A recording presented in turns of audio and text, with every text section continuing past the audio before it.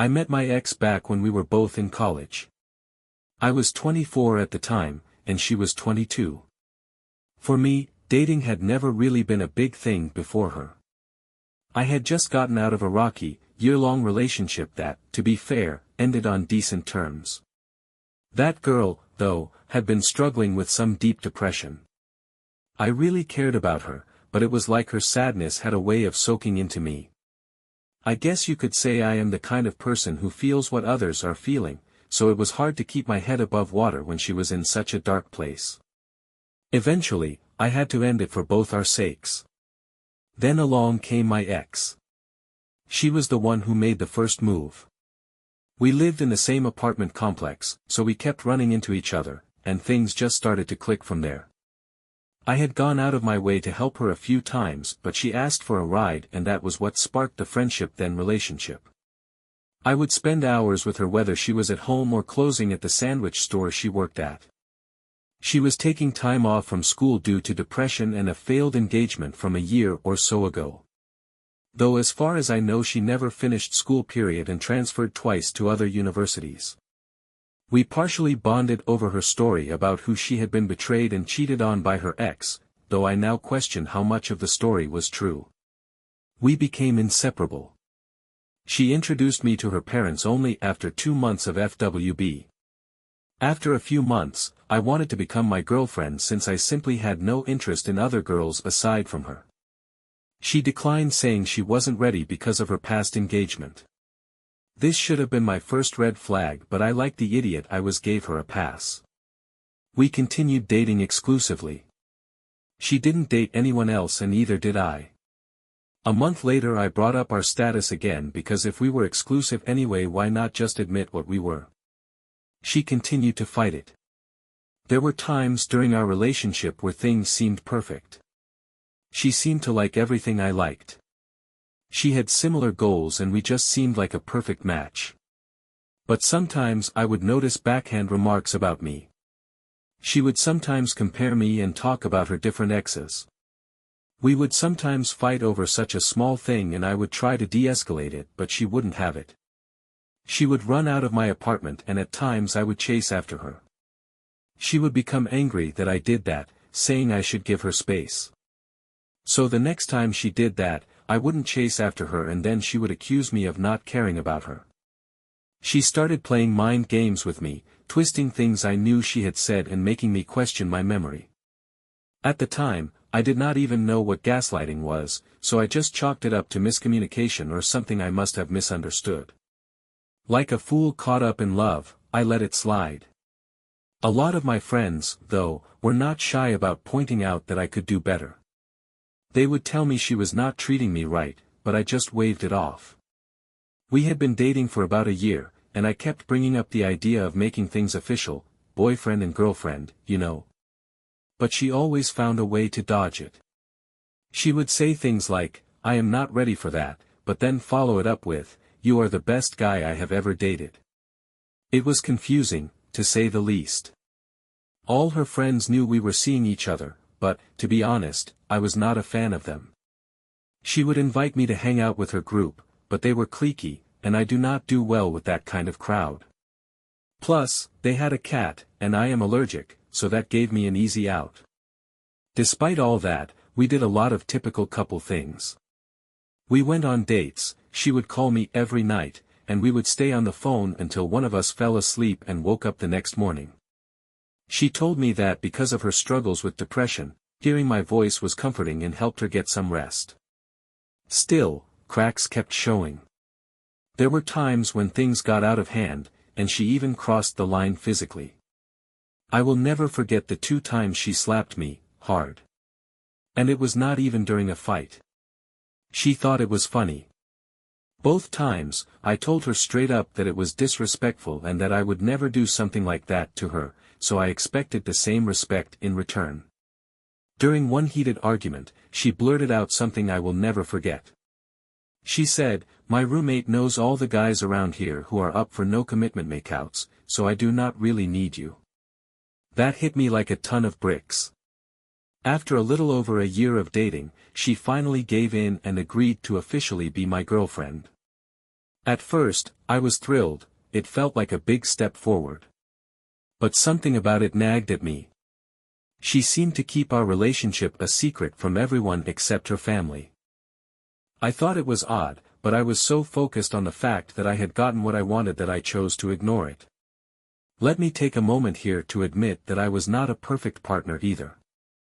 I have my own struggles with depression, and balancing work, school, family, and our relationship would get overwhelming sometimes. There were moments when I lashed out, not physically, but I would call her out on the things she did that hurt me. We had a bit of a back-and-forth relationship, breaking up and getting back together more than once. Sometimes I would end things, and sometimes she would. But somehow, one of us always gave in, and we would find our way back to each other. I will admit, there was one time when I was manipulative. I was feeling so heartbroken after a fight that I self-harmed as a way to show her how much I was hurting. I regret it now, but at the time, I thought it might make her understand. Ironically, I got the idea from her. She had also self-harmed and spoken about feeling suicidal during our relationship. Despite everything, I truly loved her.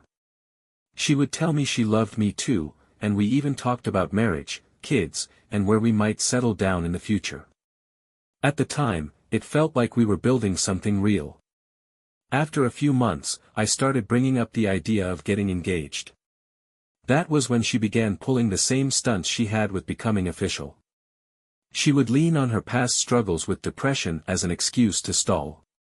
Then, out of nowhere, she suggested we go back to casually dating. Looking back, it was probably the dumbest thing I ever agreed to, but at the time, I thought it would prove my commitment and show her I was the right guy for her. Over the next several months, she started going on dates with other guys. She would even tell me about them afterward, comparing me to them and saying how much better I was. Meanwhile, I refused to date anyone else because, honestly, I was head over heels for her. I did tell her, though, that if she found someone she wanted to pursue seriously, I would step aside and let her go after him. It felt noble at the time, but it was really just me clinging to some hope that she would choose me in the end. Eventually, after talking it over with my friends and family, I had a moment of clarity. Why was I doing all of this for someone who was not even my girlfriend anymore? It was not fair to me. So, I told her how I felt. Surprisingly, she agreed, and we decided that any physical relationship between us would stop unless we got back to being exclusive.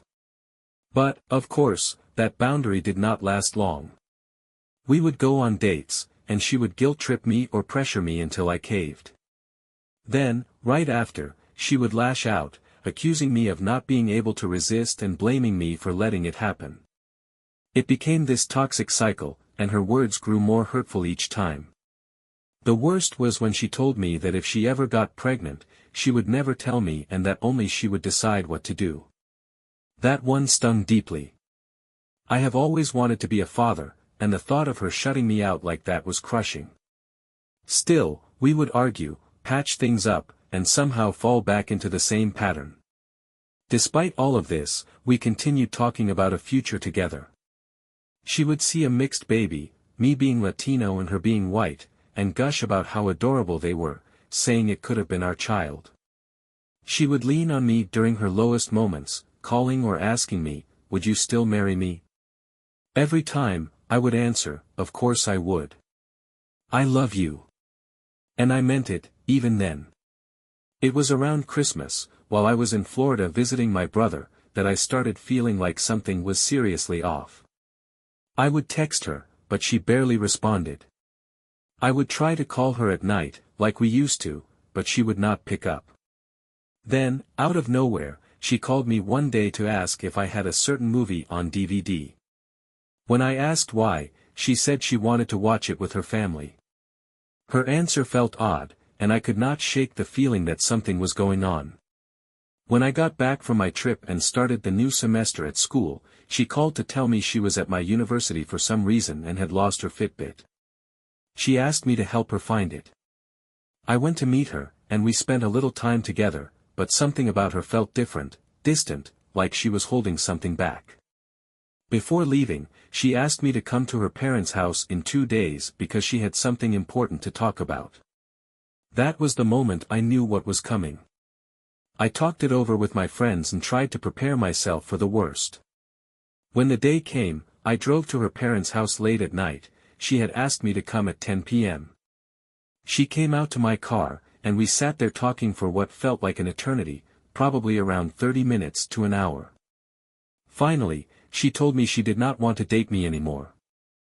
I told her I had sensed her pulling away and asked if there was someone else in the picture. She denied it, saying she just did not feel like we were right for each other anymore. But then she kept talking. She told me she had never considered me husband material. That she never really saw us getting married or having kids. She even admitted she had known this from the very beginning.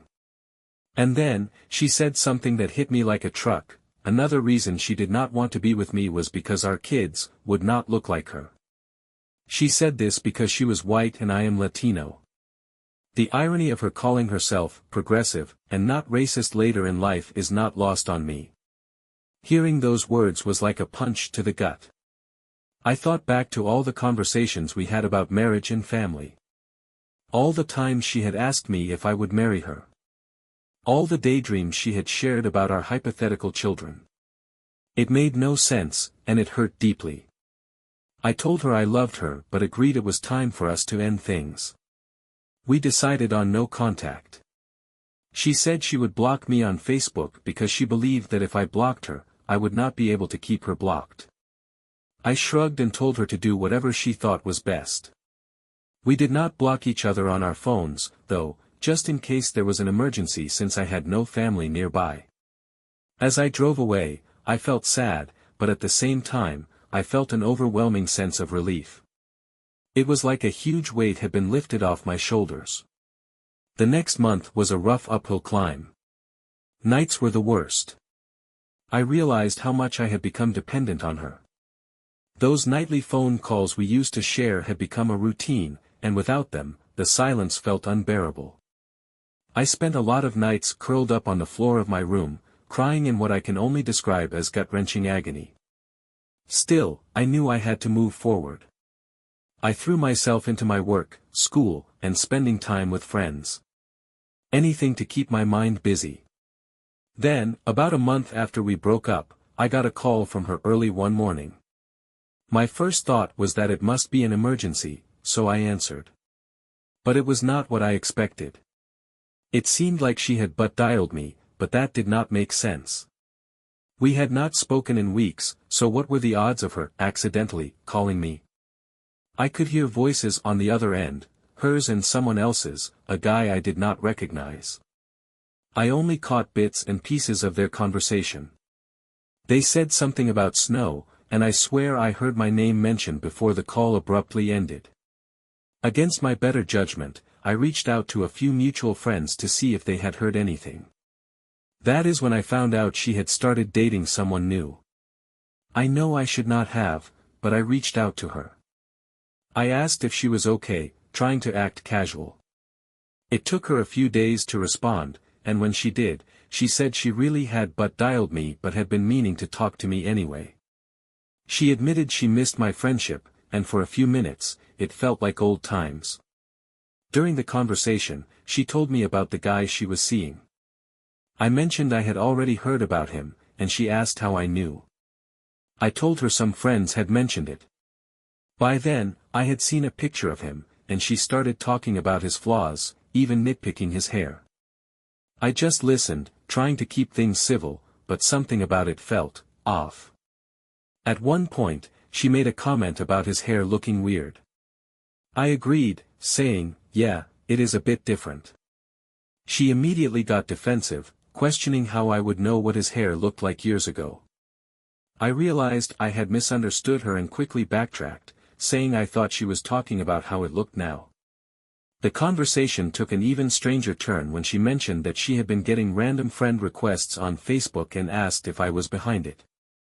I told her I was not, which was the truth. We wrapped up the conversation soon after, but it left me feeling uneasy. At first, I thought I was happy for her, but the more I dwelled on it, the more I realized how strange the whole situation felt. Deep down, I knew I did not want to keep talking to her anymore. It was time to truly let go. The next day, I messaged her to say, "While I enjoyed talking to you like we used to, I think it is better if we stick to not speaking anymore." She agreed without argument. After that, I decided to block her number, feeling like it was the best step toward moving on. About a week later, while I was on campus, I noticed I had a voicemail even though my phone had not rung. It was from her. She said she had stopped by my place to drop off some things. I was annoyed, to say the least. For one, I could not think of anything important enough for her to return, and two, she had left the items at my front door when no one was home. It felt like she was disregarding the clear boundary I had set.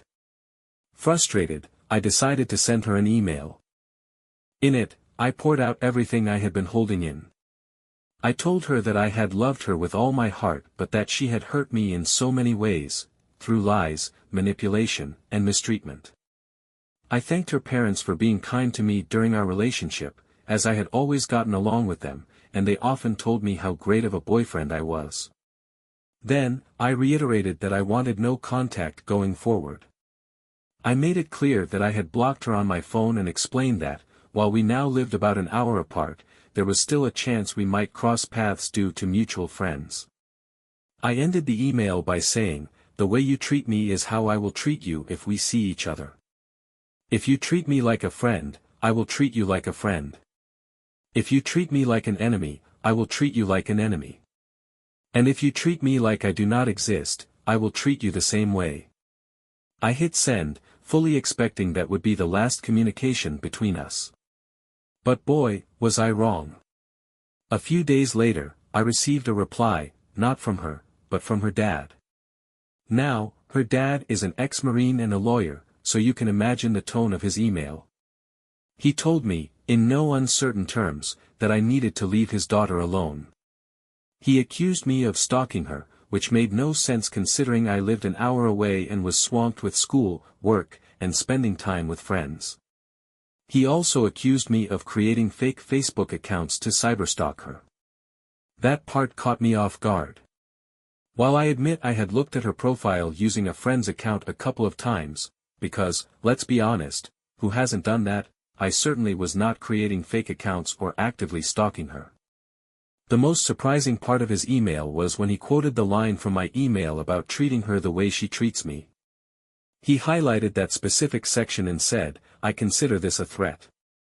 He then warned me to leave her alone, or he would pursue a restraining order against me.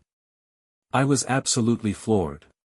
Her dad and I had always been on good terms, so reading that email was like a slap in the face. I could not believe what I was seeing.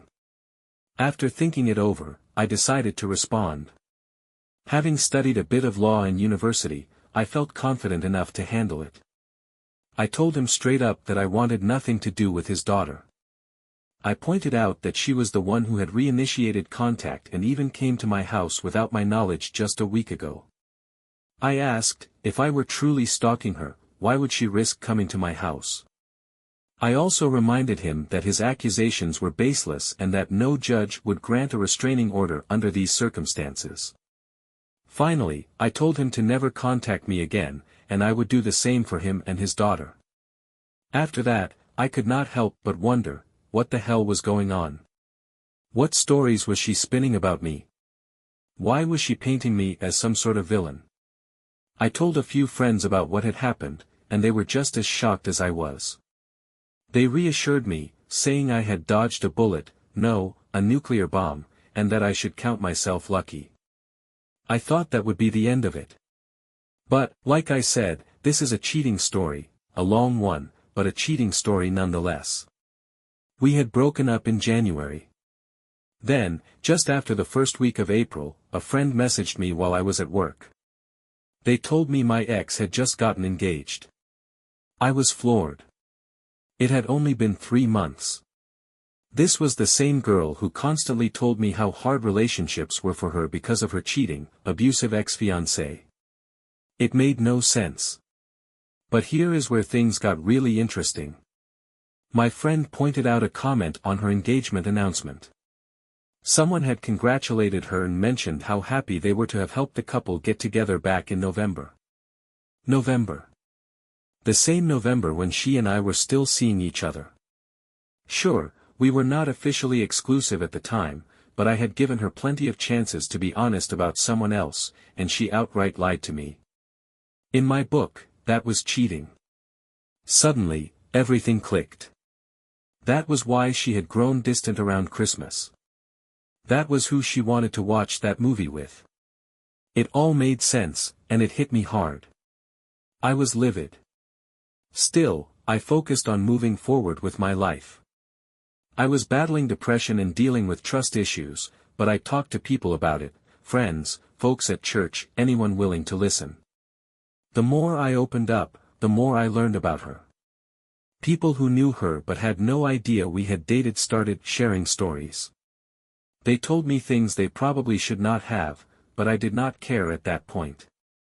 I learned about all the nasty things she said about others behind their backs and began to see her for who she truly was.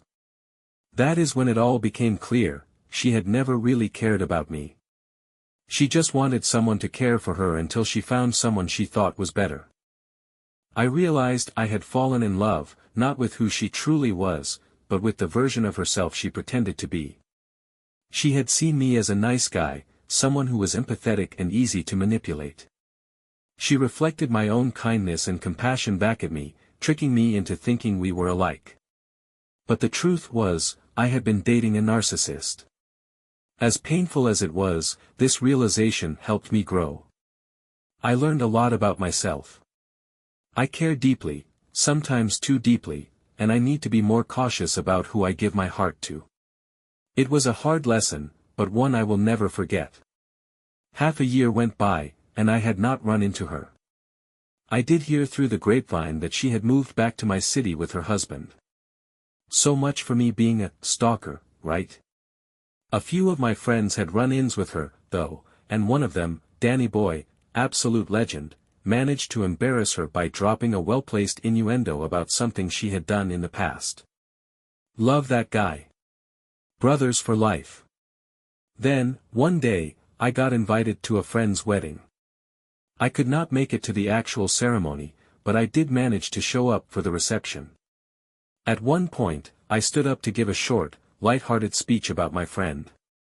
Mostly, it was just me poking fun at his notoriously loud and obnoxious laugh, the kind you would have to hear to believe. Everyone was cracking up as I wrapped up my remarks and prepared to sit back down. Just as I was finishing, I noticed a mutual friend of ours walking into the room. And who was right behind her? My ex, and her husband. The sight of her caught me by surprise, and for a moment, I just froze. As she was about to step into the room, our eyes met. Her reaction was immediate. Instead of continuing inside, she pushed her husband back into the hallway and quickly followed him out of sight. I was taken aback and decided to step out of the room on the opposite side of the building to collect my thoughts. I was fine overall, but the suddenness of seeing her was interesting. After a few minutes, I returned to the reception. I noticed my ex and her husband still had not come back into the room. Curious, I asked my friend if he had invited her. He admitted that he had. I told him it would have been nice to get a heads up, but he shrugged and said he had not even thought about it. To be fair, he was not a super close friend, more like a mutual acquaintance through one of my best friends, so I let it slide. The evening went on, and soon it was time for the newlyweds' first dance. We all started clearing chairs to make space for the dance floor. I was on one side of the room near a doorway, stacking chairs, when my ex suddenly walked through that exact door, with her husband right behind her. The moment she saw me standing there, she froze. Without missing a beat, she turned and practically bolted to the other side of the room, her husband trailing after her like a lost puppy. We managed to avoid each other for the rest of the reception, apart from a couple of quick glances. But something unexpected happened in that moment. For months after the breakup, I had felt broken, like a part of me was missing. But seeing her reaction, how ashamed she seemed to be, changed everything.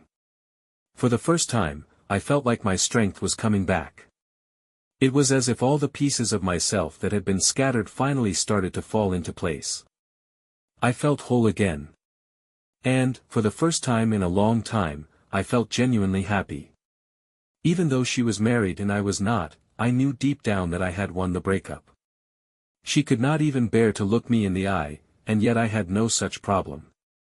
My conscience was clear. I knew I had been the better person, and her shame only confirmed it. And now, here I am, more than 4 years after that breakup, writing this down. I am still single, but I am happy. Content. And, Maddie, if you somehow end up reading this, screw you. I am the one who finished university and moved on with my life. All those big talks you gave about changing the world and making a difference. Turns out the only thing you will ever change is dirty diapers. You are a liar, a cheat, and nothing more.